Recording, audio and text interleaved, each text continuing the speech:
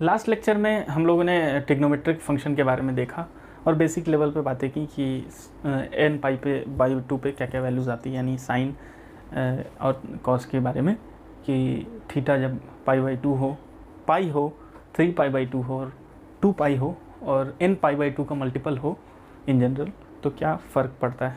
एक और चीज़ हमने देखा कि साइन का इवन मल्टीपल, अगर थीटा साइन में इवन मल्टीपल ऑफ पाई हो तो साइन 0 होता है, और कॉस में odd multiple of pi by 2 रहे तो cos theta is equals to 0 होता है। यानी थीटा अगर 2n+1 पाई बाई 2 रहे और कॉस थीटा तो वो 0 होता है, और थीटा n पाई रहे तो क्या होता है, साइन थीटा 0 होता है।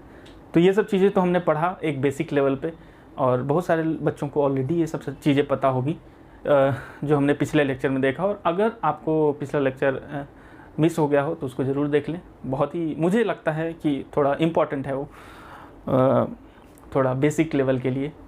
और अभी कॉस फंक्शन के बारे में हम पढ़ेंगे, कोसाइन फंक्शन या कॉस फंक्शन। तो कॉस फंक्शन के बारे में हम ट्रिग्नोमेट्रिक फंक्शन वाले लेक्चर में हमने, यानी इसके प्रीवियस लेक्चर में हमने कॉस के वैल्यूज़ के बारे में बात की थी, और हमें लिमिटेड वैल्यू, इनफैक्ट 6 वैल्यूज़ चाहिए, 6 वैल्यू अगर मिल गया तो भी चलेगा, एक ग्राफ का समझ आ जाएगा हमको। तो कोसाइन फंक्शन के अंदर में सबसे पहले वैसे ही हम शुरू करते हैं, f of x is equals to cos x. ये हो गया एक फंक्शन, और ये पता है ना कि वाई के इक्वल होता है, ठीक है, ये हो गया। अब हम क्या करेंगे, जो हमने ट्रिग्नोमेट्रिक फंक्शन वाले लेक्चर में एक्स की वैल्यूज़ फाइंड आउट की थी यहाँ लिखेंगे, और कॉस एक्स की वैल्यू लिखेंगे, और उसके ग्राफ बनाएंगे आसानी से। और ग्राफ में देखेंगे बहुत सारी चीज़ें, डोमेन देखेंगे, रेंज देखेंगे, और फिर उसे वही चीज़ जो साइन के लिए हमने किया था मल्टीप्लाई करेंगे हम उसको, ठीक है। और एक और चीज़ देखेंगे कि उसमें फेस क्या होता है, फेस एक वर्ड देखेंगे जो फिजिक्स में काफ़ी यूज होता है, और इसमें काफ़ी दिक्कत होती है लोगों को फेस में, ठीक है। तो एक्स तो मुझे याद रहने दें, मैं क्या क्या डिस्कस करूँगा, डोमेन हो गया, रेंज हो गया, फेस, ये करना है मुझे, ये करना है मुझे, ठीक है। एक्स एंड कॉस एक्स, अरे यार, एक्स एंड कॉस एक्स, ठीक है। एक्स अगर हम 0 डाल दें तो कॉस 0 नहीं होता है, एक्स हम 0 डाल दें तो कॉस क्या होता है, 1, ठीक है। और मैं कुछ रटा नहीं रहा हूँ, मैंने प्रूफ दे दिया इसका, इसलिए मैं खुश हूँ। अगर मैं थोड़ा रटने के लिए कहता तो मैं थोड़ा मुरझा जाता कि मैंने इन लोगों को कहा है कि याद करके आओ। कॉस पाई बाई 2 बहुत ही फेमस वैल्यू है कि 0 होता है, ठीक है। और फिर पाई आता है तो उसमें जो है ना -1 आता है, और 3 पाई बाई 2 कितना होता है, ये हो जाएगा 0, और 2 पाई कितना होगा 1, ठीक है। ये सारी वैल्यूज़ मुझे मिल गई। अब मैं क्या करूँगा, एक ग्राफ बनाऊँगा, ठीक है, जिसमें -1 और 1, और यहाँ क्या होगा 0, ठीक है। तो मुझे 0 पे 1 मिल रहा है, तो मैं एक पॉइंट बना लूँगा इस तरीके का, ठीक है, ये एक पॉइंट हो गया। पाई बाई 2 पे 0 मिल रहा है, तो यहाँ पे मैं पाई बाई 2 पे क्या मिल रहा है, 0, ठीक है।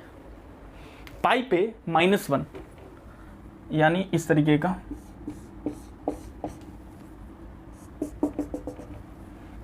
-1, पाई पे -1, राइट, तो पाई पे -1,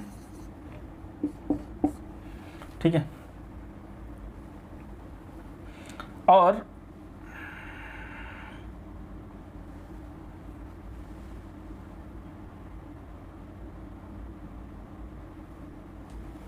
थ्री पाई बाई 2 पे 0, तो यहाँ पे अगर मैं 3 पाई बाई 2 लेता हूँ तो यहाँ पे 0 आ जाता है। अब क्या है, 2 पाई पे 1, तो यहाँ अगर मैं 2 पाई लेता हूँ तो यहाँ आ जाता है 1, 2 पाई पे 1 आ रहा है, ठीक है। यहाँ अगर मैं 2 पाई लेता हूँ तो वहाँ आ जाता है 1। अब मैं क्या करेंगे, इस ग्राफ को हम मिला देंगे, कर्व बनेगा एक इस तरीके का, ये बन गया एक, दूसरा ये बना, तीसरा, ठीक है। तो ये आपका कोसाइन फंक्शन का ग्राफ बन गया है, इस तरीके का ग्राफ। यानी इसको हम इस तरीके से देखें तो ऐसे शुरू होता है इस तरीके से, और ये से इस तरीके का, इस तरीके। तो एक वेल शेप है ग्राफ आपका, ठीक है। तो ये ग्राफ हो गया। अब हम लोग डोमेन और रेंज के बारे में देखेंगे। डोमेन में हम सारे रियल नंबर्स डाल सकते हैं, यानी cos 1 डिग्री, 1.2, 1.3, cos 6.6 डिग्री, ये सब डाल सकते हैं। तो डोमेन क्या हो गया? All real number. रेंज क्या होगा? रेंज यानी क्या क्या हमको आउटपुट मिला है। तो आउटपुट क्या क्या मिला है? -1 से लेकर के 1 तक, यानी ये जो है ना, ये चीज़ें, line is what, infinite number of points होता है लाइन पे। तो इसमें खूब सारे पॉइंट हैं, सब डेटा पॉइंट। और आप सवाल कर सकते हैं हमसे कि सर आपने कर्व क्यों बनाया इस तरीके से, स्ट्रेट क्यों नहीं बनाया? तो मैंने कहा कि एक्सपेरिमेंटली और सारे, क्योंकि हम क्वाड्रेंट के लिए 4 वैल्यूज़ निकाल चुके थे, जो भी है 0, π/2, 3π/2 ऐसे करके। तो बाकी सारे वैल्यूज़ हम निकाल सकते हैं उसी तरीके से। तो बाकी सारे वैल्यूज़ हमको मिल चुका है, तो ये वेरीफाइड चीज़ें हैं, तो इसीलिए हमने कर्व बनाया है। और इन सब वैल्यू के बारे में डिस्कशन अभी नहीं किया। इनफैक्ट आपको इन सब वैल्यू के बारे में पता भी होगा। तो खैर अभी मैंने सिंप्लीफाइड वर्जन दिया है, और सिंपलेस्ट वर्जन ही बेस्ट होता है। तो रेंज क्या होगा इसका? जो आउटपुट हमें मिल रहा है, यानी इस पॉइंट से लेकर के सारे पॉइंट y के हैं इतना, यानी सारे पॉइंट है ना, इनफाइनाइट नंबर ऑफ पॉइंट्स मिल रहा है ना मुझे, यानी पॉइंट्स मिल रहा है, यानी वहाँ पे वैल्यू है, मतलब रेंज क्या होगा? -1 to 1। एक और बात मैं बोल रहा हूँ, ये मैथमेटिक्स के अंदर में ये जो होता है ना, ये अगर मैं ऐसे लिख दूँ 1,1, तो इसका मतलब क्या होता है? सॉरी, -1 to 1, इसका मतलब क्या होता है? -1 to 1 है, मगर -1 और 1 इंक्लूडेड नहीं है। इसको इसीलिए कहते हैं ओपन इंटरवल कहते हैं, ठीक है। और मुझे इंक्लूड करना है, तो करना क्या है? -1 to 1, ठीक है, हो गया इंक्लूडेड। और मान लिया मुझे 1 हटा देना, तो क्या करोगे? इस तरह से। तो ये होता है मैथमेटिक्स में। खैर ये चीज़ आप ध्यान रखिए। और ये हो गया, कर्व बन चुका है। एक और सवाल हम पूछेंगे आपसे। क्वेश्चन, एक आसान सा सवाल। क्वेश्चन क्या है? If y is equals to lambda times cos x, then domain and range is, find out कीजिए पॉज करके वीडियो को। उम्मीद है आपने फाइंड आउट कर लिया होगा। तो हम लोग देखते हैं कि क्या मैंने सवाल पूछा है। तो मैंने y is equals to lambda times cos x लिया है, और हमको पता है कि डोमेन जो होता है cos x का रियल नंबर होता है, और रेंज क्या होता है? -1 to 1, ठीक है, देखते हैं हम। तो यानी पहले डोमेन की बात करेंगे। डोमेन क्या होगा? तो डोमेन मतलब इसमें कोई भी, जो भी वैल्यूज़ हम डाल सकें, तो ठीक है, तो सारे रियल नंबर होंगे, उसका टेंशन नहीं है। रेंज का प्रॉब्लम हो जाता है। तो रेंज क्या होगा? अब लैम्डा टाइम्स कर दिया मैंने। और एक और बात, आप हम हमारे क्रिटिक बन सकते हैं, ठीक है। कैसे? आप बोलेंगे कि सर आपने सारे लेक्चर में ये बात किया है कि हम हर चीज़ डिफाइन कर रहे हैं, तो आपने लैम्डा क्यों नहीं डिफाइन किया? Yes, you are right, it is a wrong question. Until unless lambda is belongs to real number r, ठीक है, ये करना जरूरी है। तो ठीक है, तो रेंज क्या हो जाएगा? cos 0 अगर डालो तो y 0, cos π/2 डालो, cos 0 डालो तो y हो जाएगा 1, ठीक है, तो y हो जाएगा लैम्डा, ठीक है। और cos, इस ग्राफ में से देखता हूं मैं, cos पाई अगर मैं डालूं तो ग्राफ y हो जाएगा -λ, ठीक है। तो इससे नीचे कुछ नहीं है, इससे ऊपर कुछ नहीं है, तो मैंने इस वैल्यू पे चेक कर लिया, तो मेरा आंसर आएगा -λ, ये हो गया रेंज आपका, ठीक है। कितना खूबसूरत, मुझे लैम्डा से बहुत प्यार है। एक्चुअली मैं जनरली जो है ना क्वाड्रेटिक इक्वेशन लोग x में लिखते हैं, मैं λ² + 2λ + 1 ऐसे करके लिख, बहुत अच्छा लगता है मुझे। खैर ओके ठीक है, तो ये सवाल हो चुका है हमारा। अब जो है ना हम फेस के ऊपर बात करेंगे, ठीक है, वो मुझे याद आ गया उसको देख के। तो चलिए फेस के ऊपर थोड़ी सी बात करेंगे। तो फेस के बारे में बात करने से पहले देखिए, हम फेस के बारे में बात करेंगे पहले, लेकिन फेस के बारे में बात करने से पहले थोड़ी इनिशियल चीज़ें कुछ बोलता हूँ मैं, ठीक है। फेस एंगल भी बोल सकते हैं ना उसको, फेस एंगल या फेस डिफरेंस, ये बहुत टर्म यूज होता है बार बार। मैं क्या कहता हूँ, पहले मुझे कुछ नहीं आता है तो मैं क्या करूँगा, साइन एक्स का ग्राफ बनाऊंगा, कॉस एक्स का ग्राफ बनाऊंगा। तो साइन एक्स का ग्राफ हमको पता हो गया है, एक ऐसा लीजिए, एक ऐसा लीजिए। अच्छा एक और बात, आपको अगर कुछ 11th के बच्चे होंगे तो वो ये सोच रहे होंगे यार इतना छोटा सा ग्राफ बना दिया इसने, और किताब में तो कितना लंबा दिया हुआ है इस तरीके से, ठीक है, ये चीज़ आपने दिया है। तो मैं ये कह रहा हूँ कि मैंने आपको कहा था ना कि आपको तो आप यहाँ तक इनिशियल से क्या फाइनल पे आ गए, अब आप कितनी बार भी चलें उससे कोई फ़र्क नहीं पड़ता, चीज़ें तो सेम रहेगी। तो यहाँ तक अगर पिक्चर आप कट करके रख लें तो अच्छा रहेगा, इतना इनफ है। तो इसीलिए अब आगे चर्चा करते हैं। और एक और चीज़ हमको डिस्कस करना है, पीरियड। ठीक है, पीरियड मतलब होता है कि एक कांस्टेंट टाइम पे या फिर एक कांस्टेंट हमारा डिफरेंस रहे, या फिर हर एक इंटरवल पे वो रिपीट हो, रिपीटिशन एक्चुअली होता है, और वो फिक्स इंटरवल पे रिपीटेशन हो, तब उसको हम पीरियोडिक कहते हैं। और पीरियोडिक फंक्शन भी इसी का कंसेप्ट है फिजिक्स में। और फेस एंगल के बारे में हम डिस्कस कर रहे थे, वो कंप्लीट कर लेते हैं। मैं एक काम करता हूँ इस तरीके से, ठीक है। तो मैंने साइन एक्स का ग्राफ बना लिया,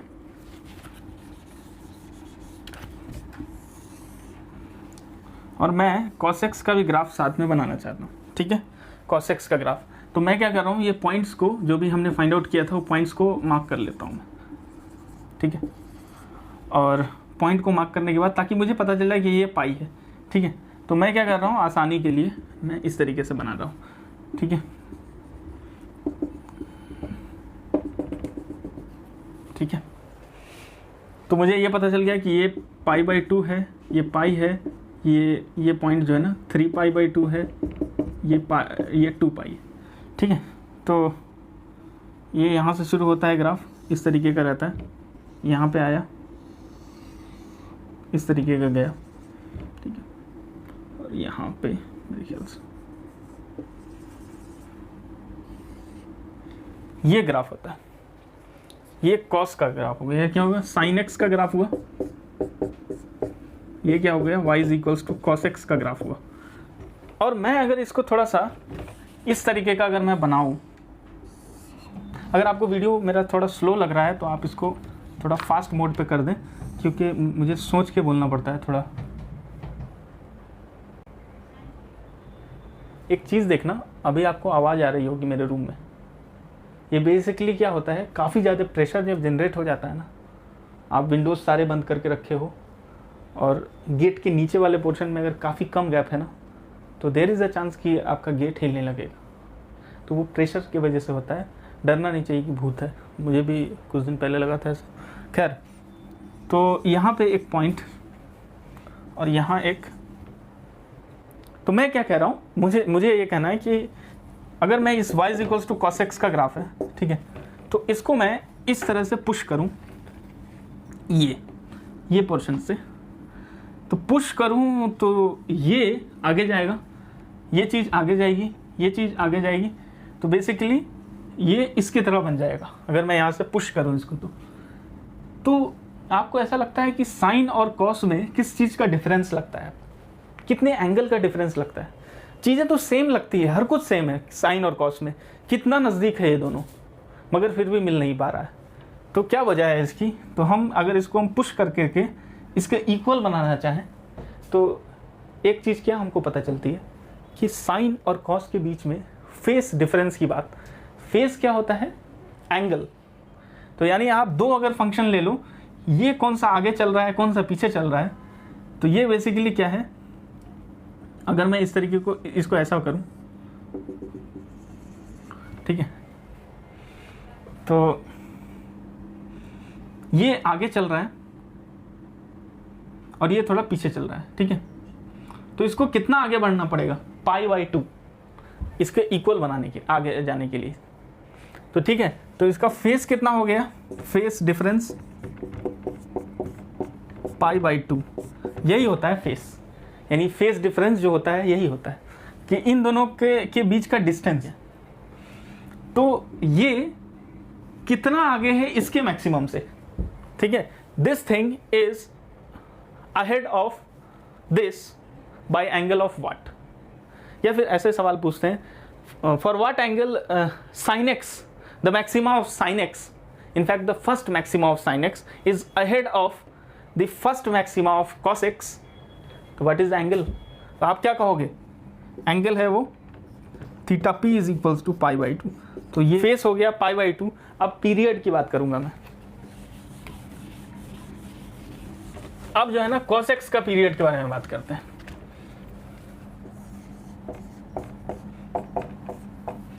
y is equals to cos x, cos x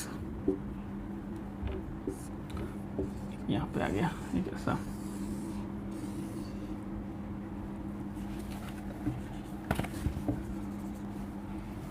ठीक है, 0। यहां पे भी हम सेम चीज यूज करेंगे, लेकिन फिर भी रीजनिंग एक अच्छी चीज होती है मेरे ख्याल से।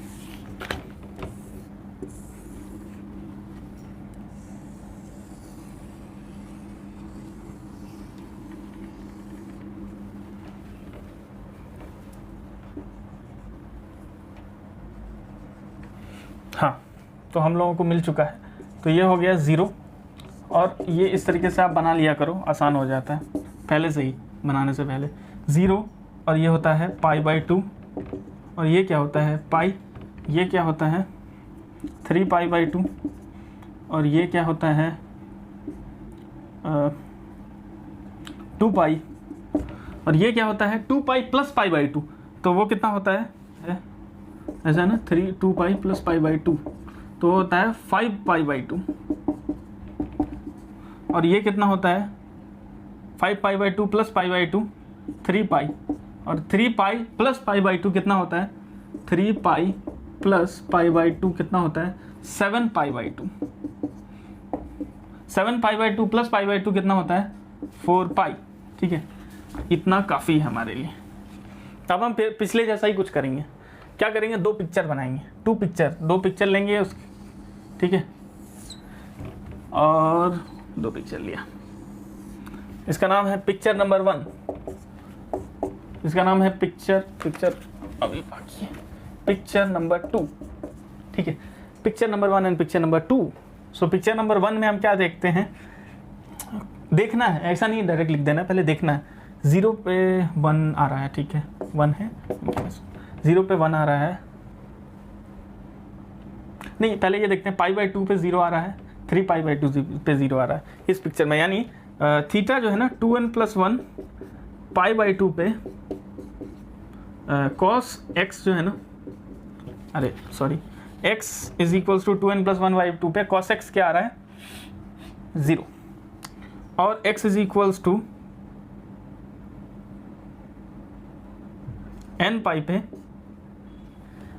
पे क्या आ रहा है cos, हमारा cos x कैसा आ रहा है 1 n π पे, ठीक है, n π मतलब पाई 2π पे कैसा आ रहा है, तो पाई पे आ रहा है -1, n π मतलब 0 1 2 तक देखेंगे, तो 0 पे आ रहा है 1, पाई पे आ रहा है -1, 2π पे आ रहा है 1, यानी इसका मतलब क्या हुआ, x is equals to 2n π पे cos x क्या आ रहा है 2n π मतलब n0 डालो, ठीक है, n0 डालो तो x0, ठीक है, तो n0 डालो तो x0 पे 1 आ रहा है, ठीक है, n1 डालो तो 2π, यहाँ है 2π पे 1 आ रहा है, तो cos x 1 आएगा 2n π पे इस पिक्चर में। पिक्चर नंबर 2 में जब आप देखते हैं, तो पिक्चर नंबर 2 में आप टू सिमिलरली हम कैसे देखेंगे पहले ऑड का, तो कौन सा है 5π/2 एक odd number, odd multiple of π/2 है। 7π/2 ऑड नंबर ऑफ π/2 है। ये दो नंबर्स हैं, यहाँ भी 2 मिल रहा था, यहाँ भी इस पिक्चर में भी 2 मिल रहा है, तो x क्या होगा 2n+1 π/2 पे, यहाँ पे भी सेम पिक्चर है, तो cos x क्या होगा 0 और x इज इक्वल्स टू, अब डायरेक्ट 2n π पे देखते हैं, तो इस पिक्चर में भी 2n π यानी n डालो तो 2π पे और 4π पे 1 आ रहा है, तो x is equals to 2n π पे cos x 1 आता है। तो ये पता होना चाहिए कि इवन मल्टीपल ऑफ पाई पे, इवन मल्टीपल ऑफ पाई पे x क्या आता है, यानी cos x क्या आता है 1, और ऑड मल्टीपल ऑफ पाई पे π/2 पे x cos x 0 आता है। तो ये सारी चीज़ें थी। और पीरियड क्या होगा फिर इसका, यानी हर एक 2π पे रिपीटेशन हो रहा है, इससे ये पता चला मुझे, यहाँ भी सेम यहाँ भी सेम है, तो पीरियड क्या होगा इसका, आप वो वाले में लिख लें अपना cos x फंक्शन जो हमने पढ़ा था ग्राफ के साथ, तो पीरियड हो जाएगा 2π, यानी cos x और sin x का पीरियड होता है 2π। अब जो है ना नेक्स्ट लेक्चर में हम लोग tan x और cot x के बारे में पढ़ेंगे। tan x क्या होता है, sin x और cos x का रेशियो होता है। तो एक चीज़ समझ में आ गया, रेशियो की बात आई तो हमारे लेक्चर से, और ऐसे भी आपकी मानसिकता ये कहती होगी कि मैथमेटिक्स में जब डिवाइडेड बाय 0 आता है तो फिर हम बहुत सारी चर्चा करते हैं, सिर्फ चर्चा नहीं बहुत सारा, कि उसको 0 को कैसे रिमूव किया जाए। तो ऑफकोर्स जब cos x is equals to 0, मतलब cos x 0 कब होता है, तो π/2 है, tan थीटा का क्या हो जाएगा, बहुत ही वो धमाल मचाएगा tan x, और उसको हम देखेंगे कि क्या करता है वो, मज़ा आएगा कि जब 0 हो जाएगा, और हम ग्राफ भी बनाएंगे उसका, ठीक है, तो उसको भी हम देखेंगे। फिर cot x का भी हम देखेंगे। तो cot x में क्या होता है, cos x upon sin x, cos x upon sin x मतलब बेसिकली sin 0 पे क्या होगा, तब मज़ा आएगा करने में। तो इसके बारे में हम अगले लेक्चर में बात करेंगे, और तब तक आप प्लेलिस्ट को, जो पुरानी वीडियोज़ जो आपने नहीं देखा है उसको आप देख लें, और चैनल को सब्सक्राइब कर लें ताकि हम लोगों का मोटिवेशन, मेरा मोटिवेशन बढ़े। Thank you so much.